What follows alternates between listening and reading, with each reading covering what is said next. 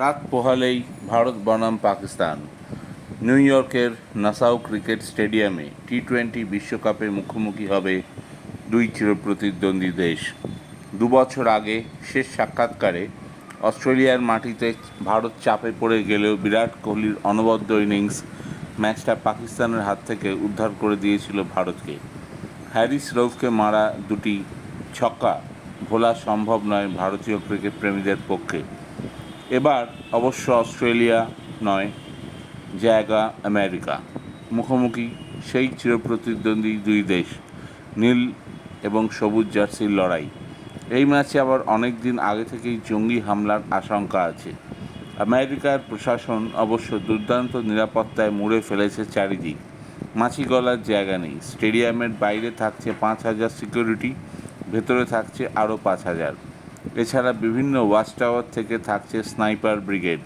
আসলে ব্যাপার হলো 22 গজে এবার 2 বছর আগে হেরে যাওয়ার বদলা নিতে মরিয়া থাকবে পাকিস্তান।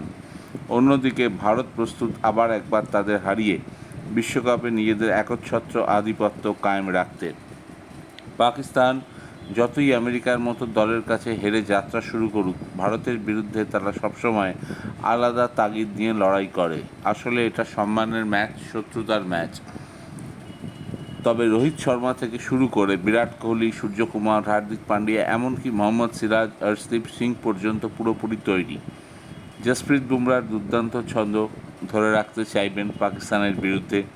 অন্যদিকে পাকিস্তানের ফাস্ট বোলিং বিভাগে ফিরে এসেছেন তাদের অভিজ্ঞ তারকা মোহাম্মদ আমির।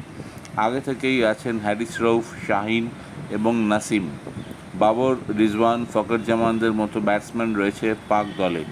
পাকিস্তান কোন দিন কী করবে কেউ জানে না, তারা মোস্ট আনপ্রেডিক্টেবল টিম।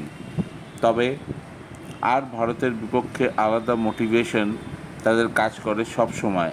আর এই ম্যাচটা ভারতও জানে তাদের জিততে হবে যে কোনো মূল্যে। কিন্তু আয়ারল্যান্ড আর পাকিস্তান এক প্রতিপক্ষ নয়। চিন্তায় রাখছে বৃষ্টি, মাঠের কন্ডিশন এবং পিচও যে খুব একটা ভালো আমেরিকায় তা নয়। মাঠ খুব নরম, প্লেয়ারদের চোট লেগে যাওয়ার সম্ভাবনা আছে। যা খবর, পিচ ব্যাটিংয়ের যোগ্য করে তোলা হবে খেলার আগে। রাহুল দ্রাবিড় নিজে এই ব্যাপারটা দেখছেন এবং পিচ কিউরেটরদের সঙ্গে কথা বলেছেন। যাই হোক, কে জিতবে শেষ পর্যন্ত বলা যায় না, তবে আবার একটা এপিক এনকাউন্টারের জন্য তৈরি ক্রিকেট বিশ্ব, সেটা নিঃসন্দেহে বলা যায়।